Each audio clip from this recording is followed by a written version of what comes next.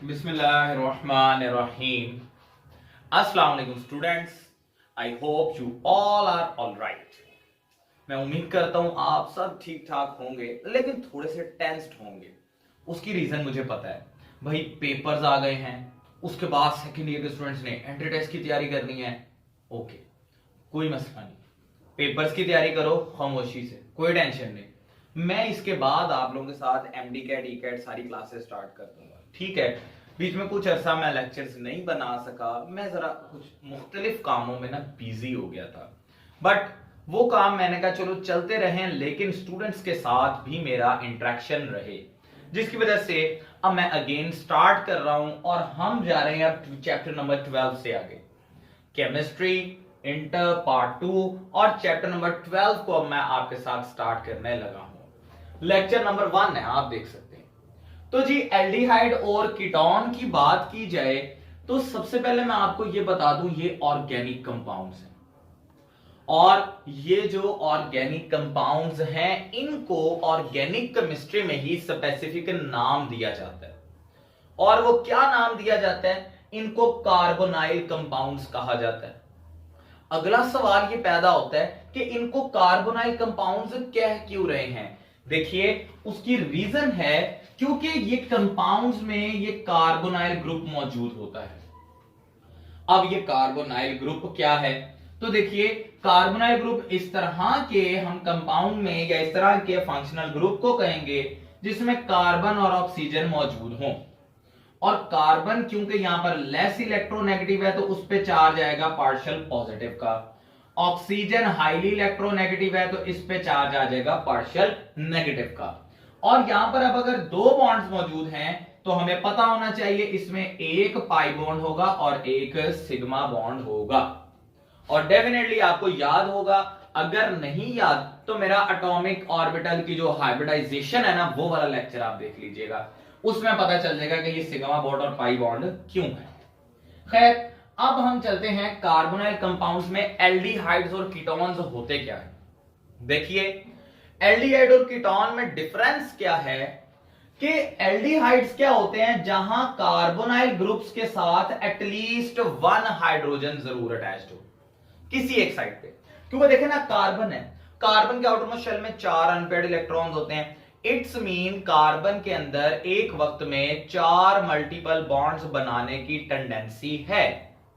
अब 2 बॉन्ड तो वो बना चुका है ऑक्सीजन के साथ, मतलब अभी कार्बन मजीद 2 बॉन्ड्स बना सकता है। अब जो वो फर्दर 2 बॉन्ड बना रहे हैं तो उसमें अगर एक बॉन्ड कार्बन ने हाइड्रोजन के साथ बनाया हुआ है, दूसरा बॉन्ड जिस मर्जी एटम के साथ बनाए, यहां पर जिस मर्जी से मुराद कार्बन या हाइड्रोजन ही, क्योंकि ये हाइड्रोकार्बन कंपाउंड्स हैं, ठीक है ना। अब दूसरा बॉन्ड चाहे ये कार्बन के साथ बना ले चाहे हाइड्रोजन के साथ बना ले, इसको हम एल्डिहाइड ग्रुप कंसीडर करेंगे। और अगर क्या हो, अब आते हैं जरा कीटोनिक की तरफ, अगर क्या हो कि यही कार्बोनाइल कंपाउंड में अब हाइड्रोजन नहीं है कोई भी, आर दोनों तरफ अटैच हो, यानी कि अल्काइल ग्रुप दोनों तरफ अटैच हो, तो फिर इसको हम क्या कहेंगे? कीटोन्स कहेंगे। चलिए, इन मेंबर्स की, इस फैमिली मेंबर की कोई एक दो कंपाउंड्स हम पढ़ लेते हैं। मैं पहले बात कर लेता हूं एल्डिहाइड की। तो देखिए, एल्डिहाइड का कंपाउंड लिखते हैं, ये कार्बन और ऑक्सीजन, एक तरफ मैंने हाइड्रोजन लगा दिया, मैं ऐसा करता हूं दूसरी तरफ भी हाइड्रोजन लगा देता हूं, तो ये मेरे पास एल्डिहाइड है। और एल्डिहाइड का वेरी फर्स्ट मेंबर है, इसको हम कहते हैं फॉर्मेल्डिहाइड। और जैसा कि मैंने बताया, चलिए अब एक तरफ तो हाइड्रोजन का लगना जरूरी है, दूसरी तरफ हाइड्रोजन की बजाय आर लगा दें, और आर मैं यहां पर ले लेता हूं CH3, यानी कि अब इसमें 2 कार्बन वाला कंपाउंड बन गया। ये ग्रुप वही है एल्डिहाइड का, ये हमारे पास वैसे ही है, बस ये साथ CH3 लग गया, तो अब इस कंपाउंड का नाम क्या होगा? अब इसको कहेंगे एसीटल्डिहाइड। बात समझ आ गई है आपको जी? एल्डिहाइड क्या होता है कि कार्बोनाइल ग्रुप में एक हाइड्रोजन जरूरी है, बाकी दूसरी तरफ चाहे वो हाइड्रोजन ही हो चाहे आर ग्रुप अटैच्ड हो। इसके अलावा एरोमेटिक ग्रुप भी अटैच हो सकता है, यानी कि बेंजीन रिंग अटैच हो सकता है, वो फिर बेंजल्डिहाइड बनेगा, ठीक है।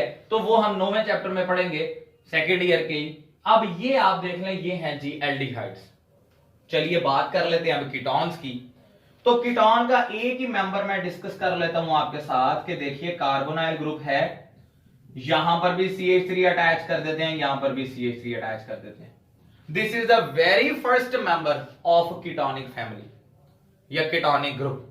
कीटोन में पहला मेंबर यही है और जनाब इसका नाम होता है, वो कहता है ना साडा नाम है, तो इसका नाम है जी एसीटोन, कीटोनिक फैमिली का वेरी फर्स्ट मेंबर। तो ये बातें पहले आपने याद रख लेनी है कि एल्डिहाइड और कीटोन क्या है और इनमें बेसिक डिफरेंस क्या है।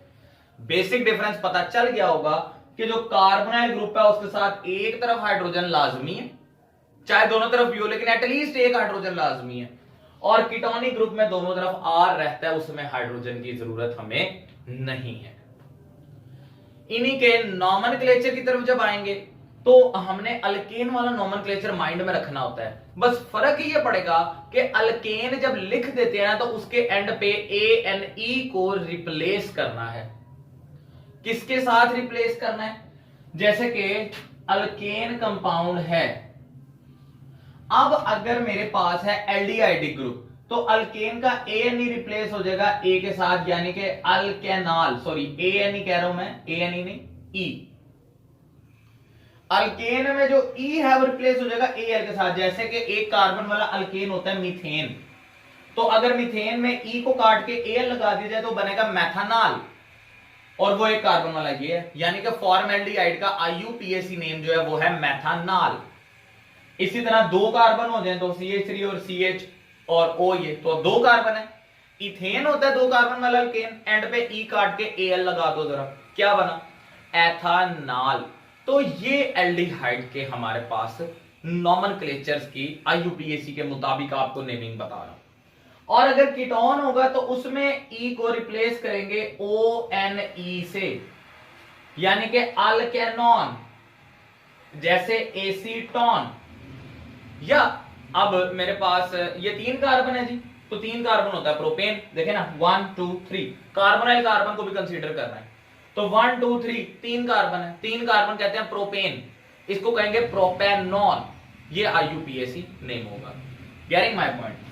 चलिए अब आते हैं नेक्स्ट, आगे हम फॉर्मल्डिहाइड। भैया एल्डिहाइड और कीटोन को डिटेल में डिस्कस कर रहे हैं इस चैप्टर में। तो एल्डिहाइड का जो वेरी फर्स्ट मेंबर है दैट इज फॉर्मल्डिहाइड। अब हम उसकी प्रेपरेशन की तरफ आ रहे हैं, उसकी प्रेपरेशन की मैं आपसे बात करने लगा हूं। देखिए फॉर्मल्डिहाइड को प्रिपेयर करने के हमारे पास दो डिफरेंट मेथड्स हैं, एक है लेबोरेटरी प्रेपरेशन मेथड और एक है industrial preparation method. Laboratory preparation definitely भाई लैब्स के अंदर किस तरह से इसको प्रिपेयर किया जाता है ये चीज देखेंगे, और इंडस्ट्रियल मेथड में इंडस्ट्री लेवल पे किस तरह से प्रिपेयर होके, तो मतलब कमर्शियल लेवल पे जो है, ठीक है। तो पहले लेबोरेटरी मेथड में चलूं, इससे पहले मैं आपको एक और बात बताता चलूं कि हमारे पास ना ऑर्गेनिक केमिस्ट्री में एक रूल होता है जिसको मैंने थंब रूल कह के चैप्टर नंबर 8 जब पढ़ा रहा था तो अपलोड किया था जी, और उसमें हमने पढ़ा था कि अल्केन की अगर ऑक्सीडेशन हो तो बनता है अल्कोहल। अगर अल्कोहल बन गया, अब इस अल्कोहल की ऑक्सीडेशन कर देंगे तो क्या बनेगा? एल्डिहाइड। एल्डिहाइड की ऑक्सीडेशन कर देंगे तो क्या बनेगा? Carboxylic compound. खैर ये बातें अब जरा याद रखने वाली थी आपकी। इसमें अब देखिए मैंने कहा अल्केन की ऑक्सीडेशन से अल्कोहल बना, अल्कोहल की ऑक्सीडेशन से क्या बनना है? एल्डिहाइड। तो यहां पर यही हो रहा है। लेबोरेटरी मेथड में देखिए हमने अल्कोहल यूज किया, अल्कोहल भी कौन सी है जनाब? इट इज मैथानॉल, क्योंकि एक कार्बन वाली अल्कोहल है ना, मैथानॉल है एक कार्बन वाली अल्कोहल। देखिए इसकी ऑक्सीडेशन कर रहे हैं, मतलब इसमें ऑक्सीजन को ऐड करवा रहे हैं, तो अल्कोहल की ऑक्सीडेशन से एल्डिहाइड बनना है। और अगर एक कार्बन वाला सिंगल कार्बन वाला अल्कोहल है तो ऑक्सीडेशन से जो एल्डिहाइड बनेगा वो भी सिंगल कार्बन वाला बनेगा। तो मैथानॉल की ऑक्सीडेशन हो तो उससे बन जाता है फॉर्मल्डिहाइड, और साथ वाटर जो है वो बाई प्रोडक्ट के तौर पे बनेगा। देखिए ये तो अब हमें पता चल गया। अब नेक्स्ट थिंग कि इसका प्रोसेस क्या है, हाउ टू प्रिपेयर। देखिए हमारे पास सिंपली है जी राउंड बॉटम फ्लास्क। अब इसमें मैं क्या कर रहा हूं, इसमें ऑलरेडी मेथाइल अल्कोहल मौजूद है। मिथाइल अल्कोहल के अंदर ये देखिए एयर को इंट्रोड्यूस करवा रहा हूं। एयर क्यों करवा रहा हूं? क्योंकि मुझे पता है इसमें ऑक्सीजन मौजूद है। तो आप समझ लीजिए इस एयर का मतलब ऑक्सीजन ही इंट्रोड्यूस करवाना है ताकि ये जो मिथाइल अल्कोहल मौजूद है इसकी ऑक्सीडेशन हो सके। अच्छा, अगली कहानी सुने जरा। ये एयर जब इसमें इंट्रोड्यूस करवा देंगे, मेथनॉल मौजूद है, साथ हम इसको हीट करेंगे और हीट करके इसका टेम्परेचर हमें लेकर जाना है around 300 degree Celsius. 300 degree Celsius temperature तक इसको लेकर जाना है। अब जाहिर सी बात है 300 डिग्री सेल्सियस टेम्परेचर अटेन करके मेथनॉल तो भाई हवा बन जाएगा, मतलब गैसियस स्टेट में कन्वर्ट हो जाएगा अपने।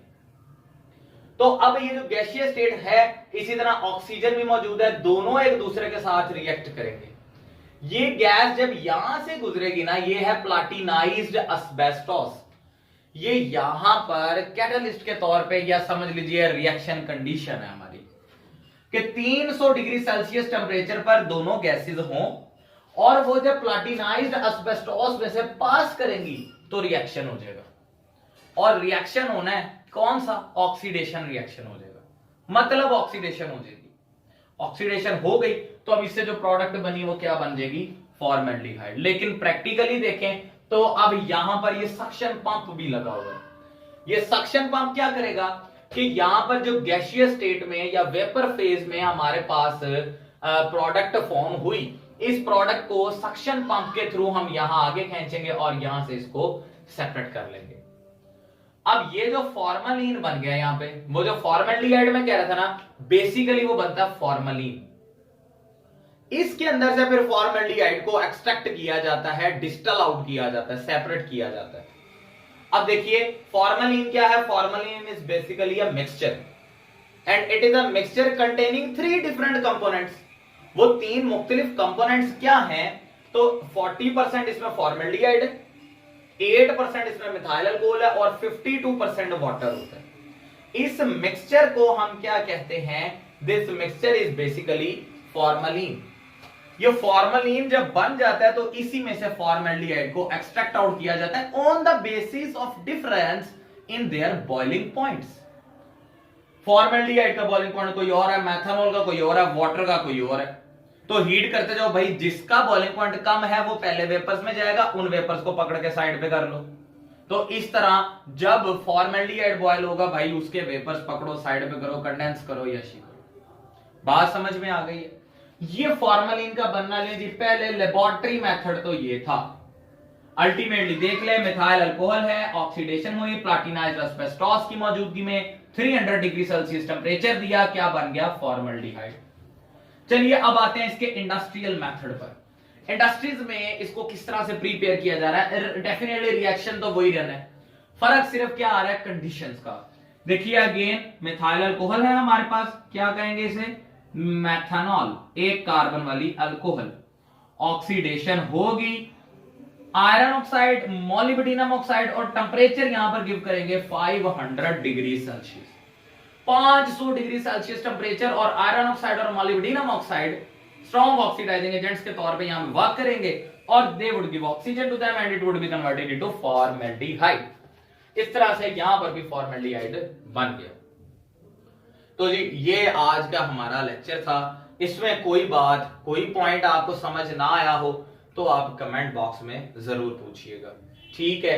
बाकी इसको जरा अच्छे से प्रिपेयर कर ले। इस चैप्टर में लॉन्ग क्वेश्चन वगैरह भी हैं, हम वो भी डिटेल में डिस्कस करेंगे, ठीक है? सो अपना ख्याल रखिए। Thank you very much.